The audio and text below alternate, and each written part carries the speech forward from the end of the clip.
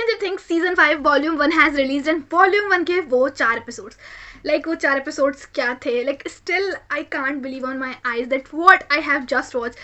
Season 5 Volume 1 is just so epic. It's so insane. And have you all watched that ending? It's so epic. It's so goated. It's so insane. It's so amazing. Will Byers, the character you are, and finally he is the main character of the series. And Volume 1 की ending इतनी crazy है कि भाई last की उस ending ने, उस last के scene ने literal goosebumps feel कराए. And Stranger Things once again proves that this is a kind of show जो अपने fans को while watching the whole season उनकी edge of the seat पर रखता है.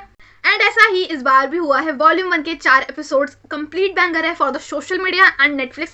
नेटफ्लिक्स पर सीजन 5 की स्ट्रीमिंग बहुत हार्ड होने वाली. तो ये स्ट्रेंजर थिंग्स के सीजन 5 का वॉल्यूम 1 कल इंडिया में सुबह के 6:30 बजे नेटफ्लिक्स पर ड्रॉप हुआ with the first 4 episodes off season 5. And volume 1 को मैंने बिंज वॉच किया है. चारों ही एपिसोड्स को मैंने एक साथ देखा है. एंड अगर मैं बात करूँ कि मुझे सीजन 5 का वॉल्यूम 1 कैसा लगा, so honestly for me it's solid 10 out of 10. Volume 1 के एपिसोड 1 से ही स्टोरी लाइन का जो हमें बिल्डअप देखने को मिला वो काफी स्ट्रॉन्ग था.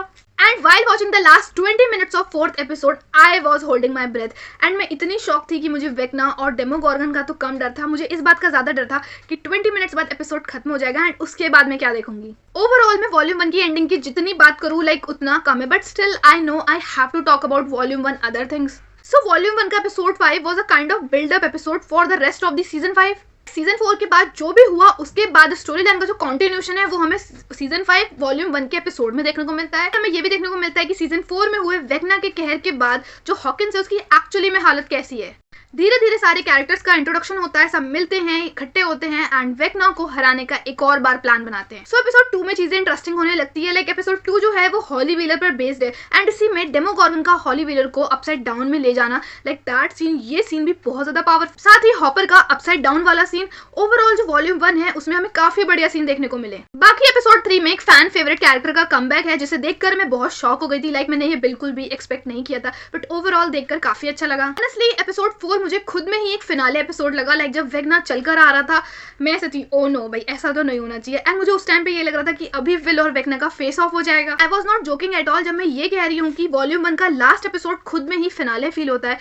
लास्ट एपिसोड के वो लास्ट 20 मिनट्स बहुत इंटेंस हैं. मिलिट्री वालों की लगातार गोलियां चलाना, चारों तरफ से डेमोगॉर्गन्स का आना, गाड़ी पलटना एंड वेक्ना का खुद आ जाना, it's not a normal situation. And उसमें से भी विल का ये रूप, literally that was a epic and most legendary amazing seen in stranger things history. Volume 1 को बिंज वॉच करने के बाद आई लिटरली फील कि वॉल्यूम 1 में ज्यादा एपिसोड्स होने चाहिए थे. बहुत कम फील हुए.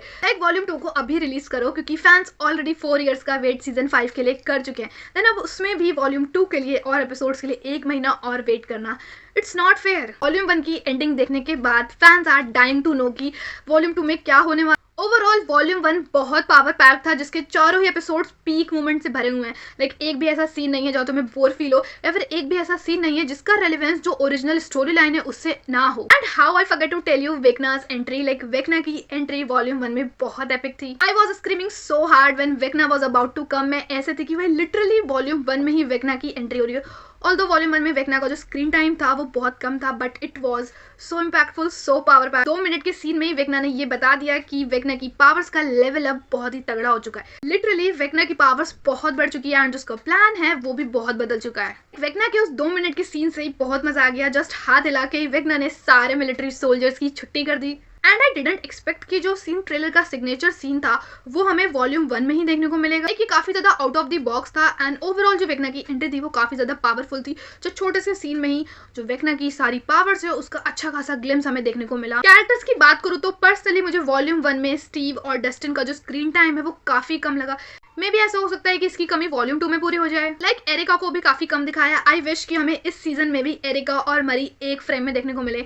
आई विश कि कुछ एपिक डायलॉग्स, सेवेज डायलॉग्स हमें एरिका के मुंह से सुनने को मिले. बाय द वे सीजन 5 में एरिका जैसे एक और न्यू कैरेक्टर को इंट्रोड्यूस किया गया है जिसे तुम्हें देखकर काफी ज्यादा मजा आएगा. साथ ही वॉल्यूम 1 देखने के बाद किसी भी कैरेक्टर की डेथ का प्रेडिक्शन करना अभी भी मुश्किल है, बट ये जो बायर्स ब्रदर्स हैं मुझे दोनों ही डेंजर जोन में नजर आ रहे हैं. बाकी नैन्सी के पेरेंट्स के साथ जो हुआ वो मैंने बिल्कुल भी एक्सपेक्ट नहीं किया था. वो सीन काफी ज्यादा वायलेंट था. वॉल्यूम 1 में भले ही किसी कैरेक्टर को कुछ ना हुआ, बट एज डफर ब्रदर्स ने पहले ही ये मेंशन किया है कि जो वॉल्यूम 2 होने वाला है सीजन 5 का वो मोर ब्लडियर होने वाला है। एंड वॉल्यूम 1 की एंडिंग देखकर ये पता चल रहा है कि ऐसा क्यों कहा है शो के मेकर्स ने। लाइक वॉल्यूम 1 देखने के बाद आई अंडरस्टैंड कि डफर ब्रदर्स का क्या मतलब था। इवन जो कुछ ऐसे सीन्स हैं इसकी वजह से मुझे वॉल्यूम 1 में हॉपर को लेकर काफ़ी ज़्यादा डर लग रहा था। सो एंड में बात करूँ कि वॉल्यूम 1 की एंडिंग देखने के बाद हमें वॉल्यूम 2 में क्या देखने को मिल सकता है। सो जो वॉल्यूम 1 की एंडिंग है वो हिंट करती है कि जो विल है वो हमें वॉल्यूम 2 में फ्रंट रोल मेजर रोल में देखने को मिलेगा। एंड जो 11 है she is no longer alone, Will उसका पूरा साथ देगा। ऑल्सो एक और चीज़ जो मुझे लगती है कि वॉल्यूम 2 में डेफिनेटली मैक्स को होश आ जाएगा। साथ ही वॉल्यूम 1 क्लियरली बताता है कि जो वॉल्यूम 2 है वो और भी ज़्यादा वर्स और खतरनाक होने वाला है। ओवरऑल सीजन 5 का वॉल्यूम 1 बहुत ही एपिक था, जिसकी वजह से वॉल्यूम 2 को लेकर एक्सपेक्टेशंस और भी ज़्यादा बढ़ जाती है। लेकिन स्ट्रेंजर थिंग्स का इतना वेट करना ऑलवेज वर्थ इट ही होता है। एंड जो डफर ब्रदर्स है वो कभी भी फैंस को डिसअपॉइंट नहीं करते। एंड ऑनेस्टली वॉल्यूम 1 को एक ही दिन में खत्म करने के बाद I can't wait for volume 2।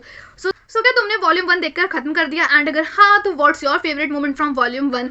And तुम्हारा उस क्रेजी एंडिंग पर क्या रिएक्शन था कमेंट सेक्शन में जरूर बताना। And I tried so hard कि मैं तुम्हें कोई स्पॉइलर ना दूं, बट फिर भी मिल गया हो तो उसके लिए सॉरी। सो सीजन 5 के वॉल्यूम 1 को लेकर अपना रिएक्शन कमेंट सेक्शन में जरूर बताना। सो यार दैट्स इट फॉर टुडे। मैं मिलूं तुमसे नेक्स्ट वीडियो में ऐसे रिव्यू रिएक्शंस और ब्रेकडाउन्स के लिए। Make sure to subscribe my channel. Bye.